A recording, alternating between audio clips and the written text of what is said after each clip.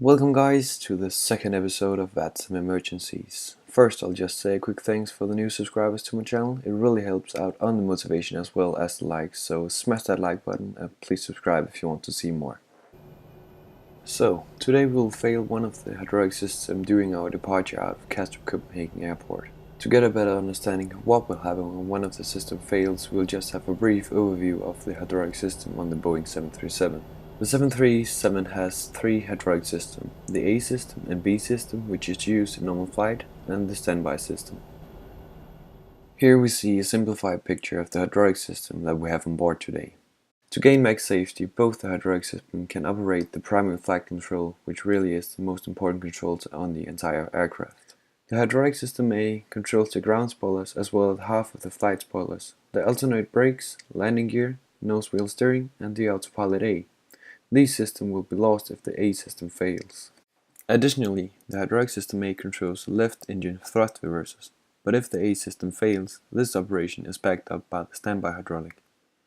So, moving towards the hydraulic pump B. This pump controls the trailing edge flaps, the other half of the flight spoilers, normal brake, main yaw damper, alternate nose wheel steering, and the autopilot B. Again, these systems will be lost if the hydraulic system B fails. Furthermore, the B system powers the right engine thrust reversers and the leading edge flaps and slats, but these can also be powered by the standby power system if needed. That pretty much covers what we'll need to know about our plane to execute today's failure. So jump with me on board as we depart out of Kastrup, facing the terrifying failure, or not as terrifying as you'll soon see. So we are just climbing through 8,300 feet on the Nexon 1 Charlie departure out of Kastrup. It seems like we have a master caution trigger. Just looking at the FO panel, says hydraulic pump, so we'll look at the overhead. Two low pressure lights on the pumps for the A system, pressure differential and low pressure in the flight controls A. Autopilot is disconnected, I have control. So we'll just focus on flying the plane for a minute here, making sure that this is our first priority and everything else can wait but flying the plane. So we'll just level off here at flight level 100 until we have dealt with the situation and we know what's going on. So we will try to connect the autopilot B, and yes, we have the autopilot B in command. So it seems like we have lost the A system. Looking down on the MFD to see the hydraulic condition, quantity is good but the pressure is gone, which explains why we have too low pressure on the pumps, and the autopilot A has disconnected. So what next? We have restored a stable aircraft, the autopilot is in command again, and this gives us the opportunity to inform ATC of our situation. So how do we call ATC? Do we use the mayday call, the pan, or just a regular call? At this moment we are fully capable of controlling the aircraft and a plane isn't blowing up during the next 2 minutes, so I wouldn't consider us in a mayday situation. However, we're still very vulnerable to other malfunctions and would like to get on the ground very soon. So we'll therefore use the pan in this situation. Pan, Scandinavian 619, and we have lost one of the hydraulic system on the plane and leveled off at flight level 100. Stand by. Scandinavian 619, pan received. Our next move is to look in the Quick Reference Handbook, or otherwise referred to as the QRH. This manual contains a lot of abnormal situations we could face operating the 737 and the appropriate action to make in the given situation. We will today search for the page Loss of System A, because we have lost the System A, of course. So, condition: hydraulic system A pressure is low. We have low pressure light on the flight control A and two low pressure lights on the engine and electric driven pump for the A system respectively. That's all affirmative, so we can continue with the QRH. System A control switch confirm, standby rudder. So we'll look at the overhead. System A flight control switch confirm, standby rudder. And System A hydraulic switches both off. So continuing, going down to the next section, we have a list of different systems we have lost due to the malfunction of the A systems. Autopilot A inoperative, autopilot B is available. Flight spoilers, 2 on each wings, is inoperative. Roll rate and speed brake effectiveness may be reduced in flight. Normal landing gear extension and retraction inoperative. Manual gear extension is needed. Ground spoilers is inoperative. Landing distance will be increased. Alternate brakes inoperative, normal brakes are available. Engine 1 thrust reverses normal hydraulic pressure inoperative. Thrust reverse will deploy and retract at a slower rate, and some thrust asymmetry can be anticipated during the thrust reverse deployment. Normal nose wheel steering is inoperative. Alternate nose wheel steering is available. Continuing to the next page, we have some landing distance calculation, nose wheel steering and such, which really isn't that urgent at the moment. Another thing which is urgent is to plan on the next step navigational wise. Where do we go? So, now as a captain we have to make a wise decision whether to continue to our destination or return to the nearest suitable airport.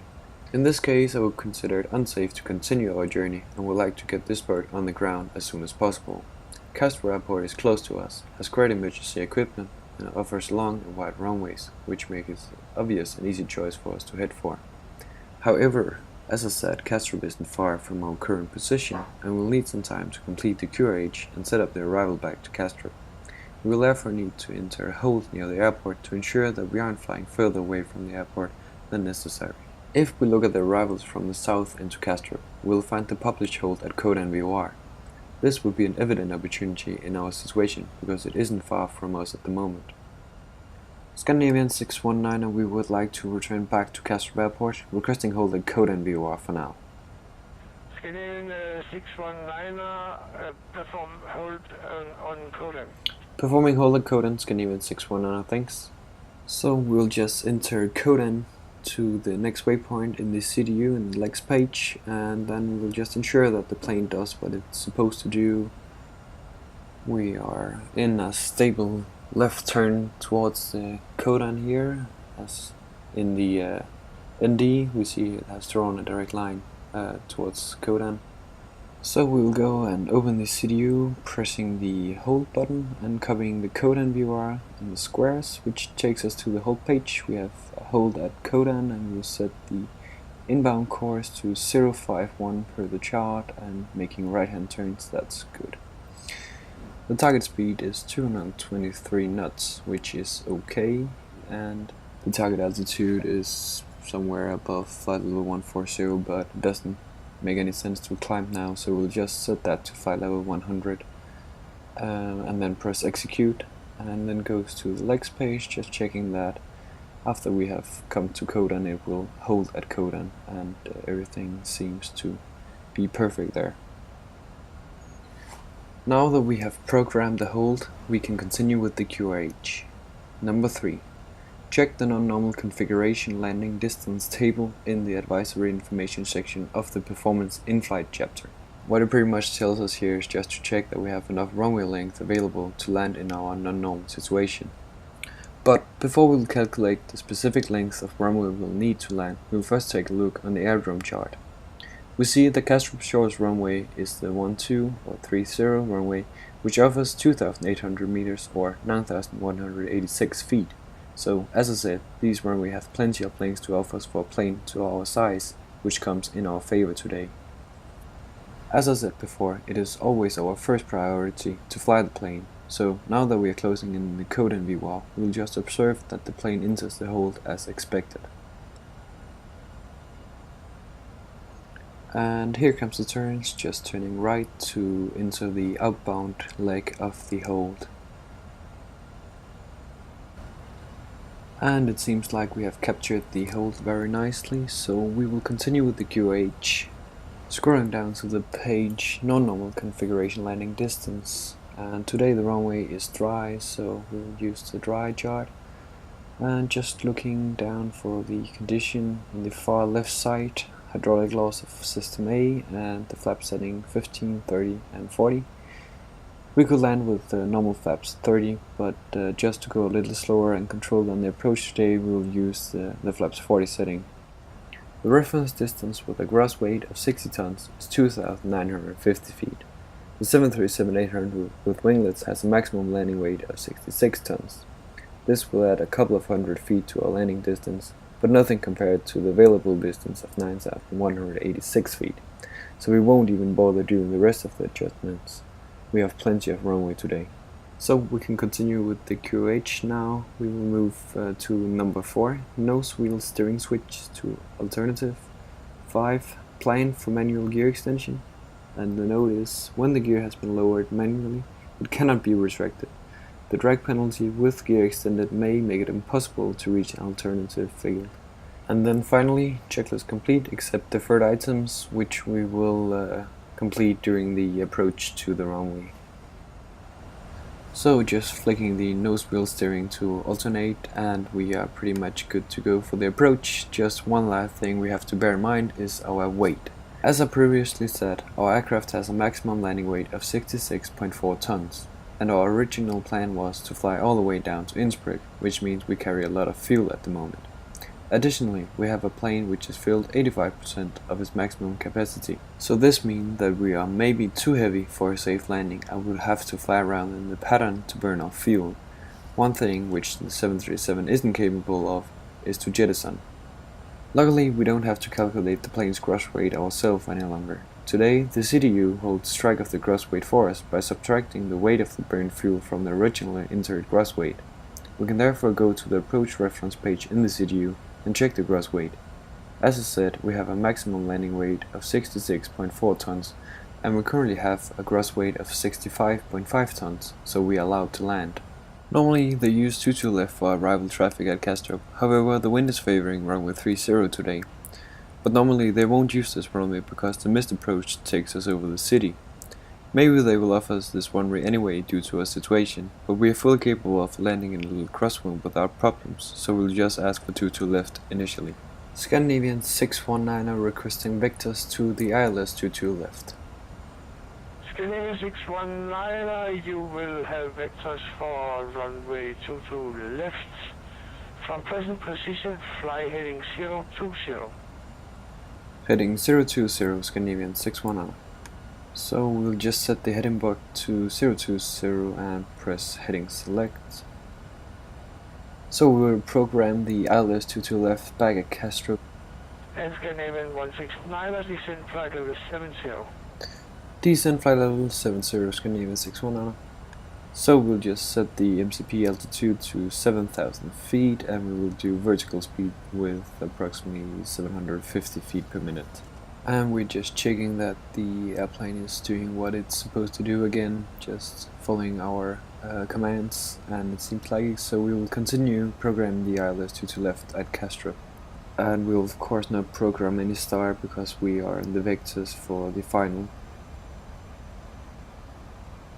And we get a CDU message that we have insufficient fuel because it thinks that we're going to fly the entire route to Innsbruck and then head back to land on the ILS 22 left for Kastrup. So what we're going to do is to override the route to Innsbruck and then set the next fix as the final approach fix, or the FAF, for the ILS at Kastrup. And now if we look at the progress page, it will tell us that we have 5.7 tons of fuel when we land at Kastrup, so that's good.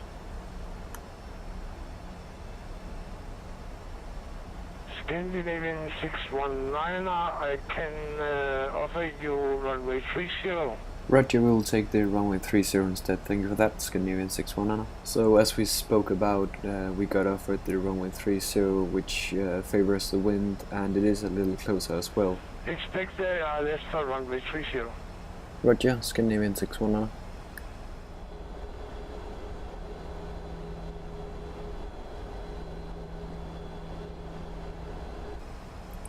And we'll just check our master caution here. We have an off-schedule descent warning because the pressurization system was told to pressurize for a cruise altitude of flight level 360, but we never reached that altitude because we returned back to Kastrup. We therefore just have to dial a lower number in the pressurization system that we have already reached. The next point in the QRH is to set the pressurization panel. We will set the landing altitude to Kastrup and not Innsbruck as originally expected. The aerodrome altitude in Kastrup is 17 feet, which is why we would set it to 0 feet. Scandinavian 619, turn right heading 050. Right heading 050, Scandinavian 619. So we will just dial 050 in the MCP heading. And this Scandinavian 619, descent altitude 3000 feet, QRH 1018. Down to 3000 feet, QRH 1018, Scandinavian 619. We'll just press the barrel button here, which will take it out of standard QNH and set it to the previously inserted QNH, which also was QNH 1018, so that's good. So master caution is checked, auto brake is set to 3, and we will set the VREF to flaps 40 setting, just to go a little slower today due to our situation. We want to be nice, stable and slow. And the minimums for the ILS we will just cover when we go over the brief, which we will do now. Today we will have vectors for the ILS 30 back at Castro with a frequency of 109.8 on a heading of 300. The transition level is 5,000 feet, but we have already set the local QNH because we have been cleared below the transition altitude. We will capture the glide slope of a height of 3,000 feet on a DME of 9.3, and then follow the glide path to a DA or decision altitude of 230 feet barrel or 214 radio. Minimum visibility is 550 meters, which won't be any problems today.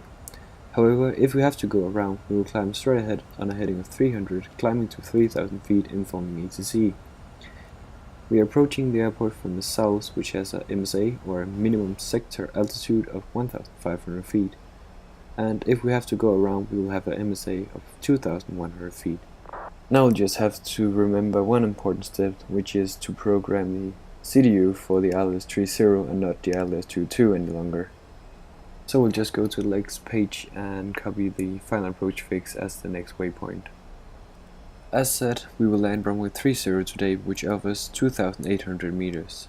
When we have landed, we will vacate right, probably somewhere around Bravo or Delta. And that pretty much does it for the approach briefing, so that's completed.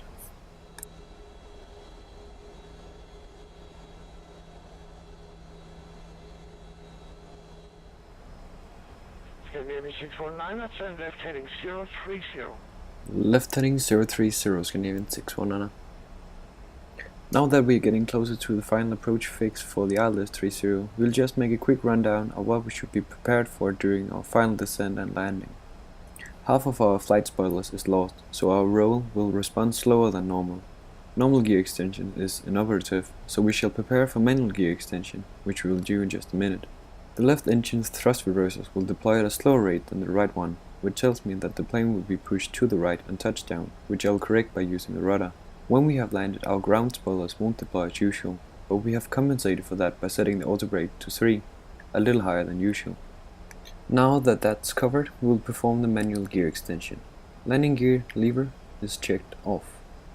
The panel to the manual gear extension handles are located behind the first officer's seat on the floor. Sadly, this is one of the very few things which isn't simulated in the PMDG 737. We will just read the QNH manual for the gear extension anyway and simulate that we are doing it. Manual gear extension handles pull. The uplink is released when the handle is pulled to its limit. The related red landing gear indicator light illuminates, indicating uplink release. Wait 15 seconds after the last manual gear extension handle is pulled. Before we will set the landing gear to down, we will just reduce the speed a bit, even though manual gear extension can be performed at a speed of 270 knots. Actually, manual gear extension relies on wind load, especially the front gear, because it isn't as heavy as the main gear. We're getting pretty close to the localizer and we are quite fast at the moment, so I'll use some speed brakes to expedite the deacceleration. As we see here, only half of our flight spoil is operating, so they aren't as effectively as usual.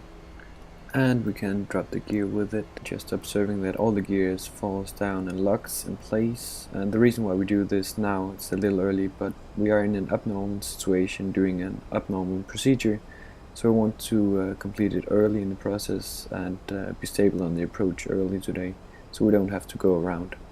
And we are closing in on the flap up maneuvering speed, so we'll set flaps 1 and follow the buck to flap 1 maneuvering speed as well. Just checking that everything is set for landing, starters are in continuous and landing light is on. We will just notify the attendant that we are landing soon. Pressurization is good and seatbelt sign is on. Air condition panel is good, research is auto, pax is auto, bleeds on engine, so that's perfect. Just to our left now we can barely spot the Øresund bridge, which connects Denmark with Sweden, so that's always a good sign, just supporting our situational awareness. And also tells us that we are flying above Sweden at the moment, but we will soon make a left turn to land on the very far east of Denmark at Kastrup. Scandinavian 619er, turn left heading 330, clear ILS runway 30. Left 330, cleared ILS 30, Scandinavian 619. Now that we have been cleared the ILS, we will arm the localizer, allowing it to capture it when it is within range.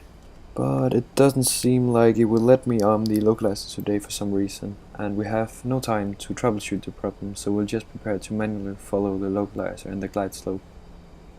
Just double checking that the ILS is programmed correctly, that the frequency is right and the heading is correct as well, and it seemed like it, I don't know why. It won't capture it, but anyway, we will just fly this manually. Setting flaps 10, speed is cross-checked.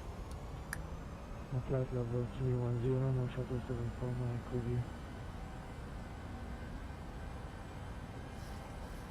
No shuttle 74 micros, as you calling?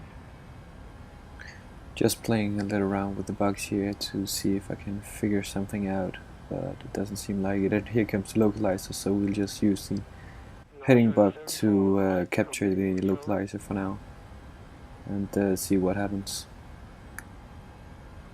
Copenhagen Tower, no shuttle 74 mic on flight level 310 with you. No shuttle 74 mic, good evening Captain, you are clean bound 2 1 Foxtrot for runway 22 left in Copenhagen, descend flight level 150.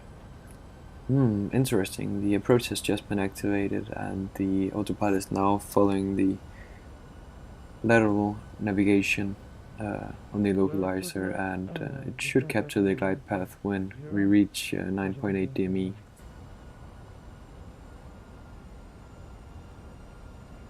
No shuttle 74 mic, please confirm 201 Foxtrot. Well, that was a good example on that everything isn't always going as planned, and sometimes you just have to improvise to make it work, even though this was a minor malfunction of some kind. Scandinavian 619er, contact Kastrup Tower 118.1. Contacting Kastrup Tower 118.1, Scandinavian 619, bye bye. Bye bye, sir. Now that we are closing in on the glide path, we'll just pay extra attention due to the weird activity before, just making sure that it's going to capture the glide path as we want. And we'll just set the landing flaps here at the glide slope capture and reduce the speed to VREF plus 5.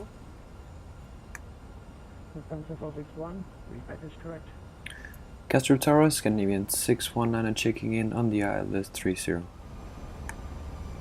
Scandinavian 619er, Kastrup Tower, good evening. Wind 280 at 12 knots, runway 30, clear to land. Clear to land, runway 30, Scandinavian 619, thank you sir. So we are stable on the glide slope and fully configured for landing, so we can therefore perform the landing checklist. Engine start switches, we have checked those are in continuous, speed brake is armed, landing gear is down 3 green, and flaps have come to 40, green light on the flaps as well, so before our landing checklist is completed.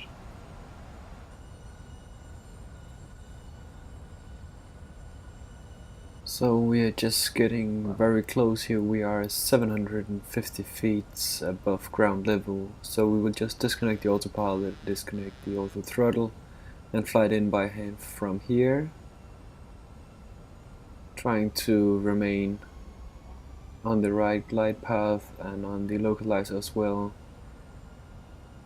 using the visual as reference as well. Lufthansa 461, pushback complete, request taxi runway 22 right. Just making minor adjustments to remain on center line. Coming in here on the DA or decision altitude. Hold short runway 12. Continue. Taxi to holding point, runway 22 right, Alpha 1 via Quebec, Foxtrot Alpha and hold short runway 12, Lufthansa 461. idle the thrust and fly a little to kiss the ground here. We are on the ground. Flight spoilers are up, auto braking system is operative, and the thrust reversers is a little slow, but here they come, setting them to 50%. Coming through 80 knots.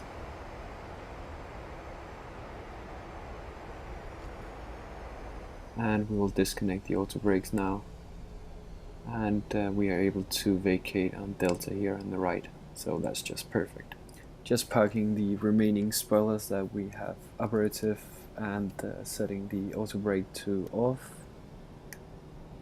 So once again we have successfully saved the plane and our loved passengers we have carried along this roller coaster today. Thank you for watching another episode of VATSIM Emergency, and if you haven't seen the previous episode yet, click on the screen now.